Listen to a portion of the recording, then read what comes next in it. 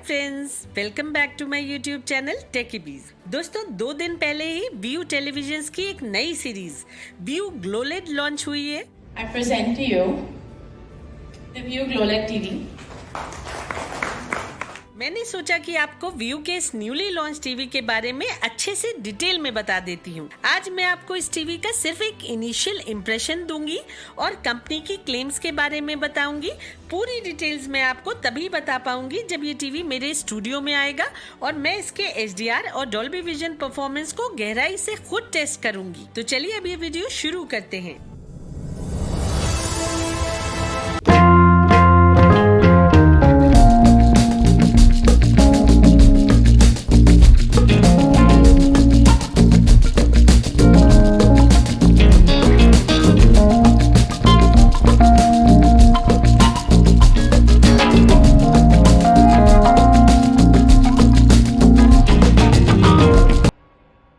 तो ये है व्यू ग्लोलेड टीवी जो 50 से लेकर 65 इंचेस में अवेलेबल है। दिवाली के आसपास इस सीरीज का 43 इंचेस वेरिएंट भी रिलीज किया जाएगा। ये प्राइजेस बैंक डिस्काउंट्स के साथ हैं और कंपनी के अकॉर्डिंग ये इन टीवीज के इनॉग्रल प्राइजेस हैं जो बाद में बढ़ाए भी जा सकते हैं। ये सीरीज व्यू मास्टरपीस सीरीज के नीचे आती है। जो budget buyers view masterpiece series को अफोर्ड नहीं कर पा रहे थे, उनको ध्यान में रखते हुए कंपनी ने इस नई सीरीज को अफोर्डेबल प्राइसेस पे लॉन्च किया है। कंपनी ने अपने रिसर्च और डेवलपमेंट के बेसिस पे इस टीवी में QLED जैसी एक इनोवेटिव टेक्नोलॉजी इंट्रोड्यूस की है।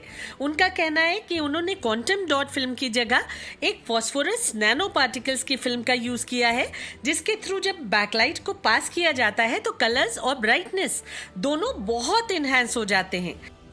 And so we created our own Glow AI processor.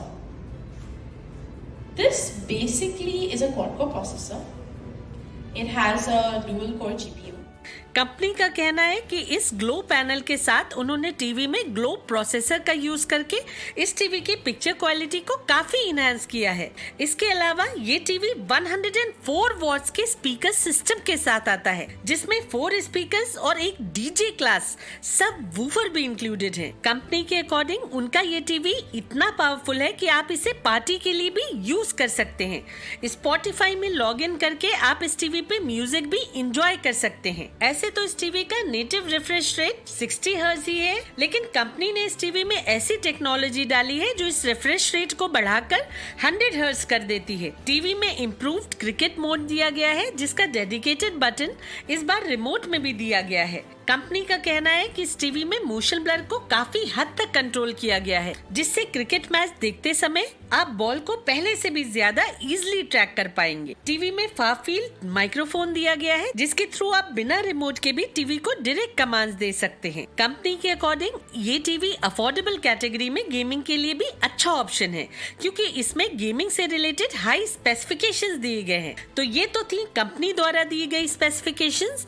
अब बात करते हैं इन टीवीज के इनिशियल इम्प्रेशन की।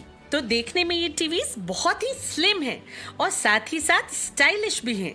यहाँ इस लॉन्च इवेंट में कंपनी ने 55 इंचेस ग्लो लेड को 55 inches LG nano cell TV, Samsung crystal pro और सोनी X74K के साइड बाय साइड डिस्प्ले किया था, ताकि वो दिखा सके कि इस नए टीवी का परफॉर्मेंस इन सब टीवीज के मुकाबले कैसा है। तो मैं आपको यहाँ बता दूं कि फिलहाल देखने में ये व्यू टीवी ब्राइटनेस और साउंड में इन सभी टीवीज को पीछे छोड़ दे रहा था। क्योंकि मुझे कंपनी की सेटिंग्स पे ज्यादा भरोसा नहीं था, इसलिए मैंने सभी दूसरे टीवीज के रिमोट्स लेकर उन्हें उनकी बेस्ट सेटिंग्स पे रखने की पूरी कोशिश की, लेकिन इसके बावजूद व्यू टीवी की ब्राइटनेस देखने में सबसे ज्यादा थी। हम यहाँ पे टीवी का सिर्फ HDR परफॉर्मेंस ही चेक कर पाए, क्योंकि हॉल में बहुत लाइट्स थी जो टीवी पे डायरेक्टली पड़ रही थी। बड़ी मुश्किल से ये थोड़ा बहुत फुटेज मिला है, जिससे आप पिक्चर क्वालिटी का अंदाजा खुद लगा सकते हैं। इस टीवी के कलर्स ब्राइट और वाइब्रेंट है, साथ ही साथ ब्राइटनेस काफी अच्छी है। इन चारों टीवीज में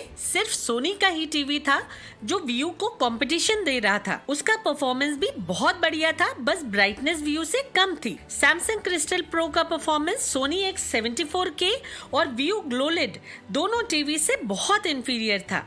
LG का नैनो सेल टीवी भी कोई ज्यादा अच्छा परफॉर्मेंस नहीं दे पा रहा था। LG नैनो सेल और सैमसंग क्रिस्टल प्रो इन दोनों टीवीज का परफॉर्मेंस व्यू और सोनी के कहीं क्लोज भी स्टैंड नहीं कर रहा था। अगर व्यूइंग एंगल्स की बात की जाए तो हालांकि व्यू टीवी के व्यूइंग एंगल सेटिस्फैक्टरी थे, लेकिन वो सोनी जितने एक्सीलेंट नहीं थे। सोनी एक 74K टीवी के व्यूइंग एंगल सबसे अच्छे थे, क्योंकि सिर्फ उसमें ही IPS पैनल दिया गया था। USB के through Dolby vision videos play करने पे सिर्फ व्यू ने डॉल्बी विजन फॉर्मेट को अच्छे से प्ले किया, जबकि सोनी, सैमसंग और LG टीवीज उसे प्ले ही नहीं कर पाए। उनकी स्क्रीन्स पर्पलिश हो गईं। एक्चुअली व्यू के अलावा यहाँ किसी भी दूसरे टीवी में डॉल्बी विजन सपोर्ट नहीं था। जब आप नेटफ्लिक्स पे किसी ऐसे टीवी पे डॉल्बी विजन वीडियोस देखते हैं जो डॉल्बी विजन सपोर्ट नहीं करता है, तब नेटफ्लिक्स उस कंटेंट को HDR फॉर्मेट में कन्वर्ट करके प्ले करता है। लेकिन जब आप USB के थ्रू किसी डॉल्बी विजन वीडियो को ऐसे टीवी पे चलाएंगे जिसमें डॉल्बी विजन का सपोर्ट नहीं दिया गया है, तो वीडियोस ऐसी दिखेंगी। USB के through Dolby vision videos HDR में कन्वर्ट नहीं होती हैं। इसीलिए जिस टीवी पे डॉल्बी विजन सपोर्ट नहीं दिया गया है, उस पे आप डॉल्बी विजन वीडियोस देख ही नहीं पाएंगे। इसीलिए मैं आपको सजेस्ट करती हूँ कि आप उन्हीं टीवीज को प्रेफरेंस दें जिसमें डॉल्बी विजन का सपोर्ट दिया गया हो। फर्स्ट लुक की बात की जाए तो व्यू के ये टीवीज काफी इम्प्रेसिव पिक्चर क्वालिटी दे रहे थे। 55 इंचेस सोनी X74K इस समय 70,000 से ऊपर आ रहा है, जबकि व्यू का ग्लोलेट 55 इंचेस सिर्फ 40K के अराउंड मिल रहा है। इतना वास्ट प्राइस डिफरेंस होने के बावजूद आपको व्यू में पिक्चर क्वालिटी ऑलमोस्ट सोनी जैसी ही मिल रही है, बल्कि ब्राइटनेस और ऑडियो व्यू की बेटर है। और व्यू पे आपको डॉल्बी विजन सपोर्ट भी मिलता है, जो सोनी X74K में भी नहीं मिलता है। तो इस हिसाब से व्यू के ये टीवीज आपको एक बेटर डील दे रहे हैं। ब्राइटली इल्यूमिनेटेड हॉल में भी ये टीवीज काफी अच्छा परफॉर्मेंस दे रहे थे, क्योंकि इन टीवीज की रिफ्लेक्शन हैंडलिंग कैपेसिटी भी अच्छी है। जब तक स्क्रीन पे लाइट डायरेक्टली न पड़ रही हो, आपको इन टीवीज पे ग्लेयर की प्रॉब्लम नहीं आएगी। आप इन टीवीज को ब्राइट रूम में भी यूज कर सकते हैं। इन टीवीज में एम्बियंट लाइट सेंसर भी दिया गया है, जो रूम की लाइटिंग कंडीशंस के अकॉर्डिंग टीवी की ब्राइटनेस को ऑटो एडजस्ट कर देता है। टीवी की ऑडियो की बात की जाए तो वो सचमुच काफी लाउड है और उसमें अच्छा खासा बेस भी सुनने को मिल जाता है।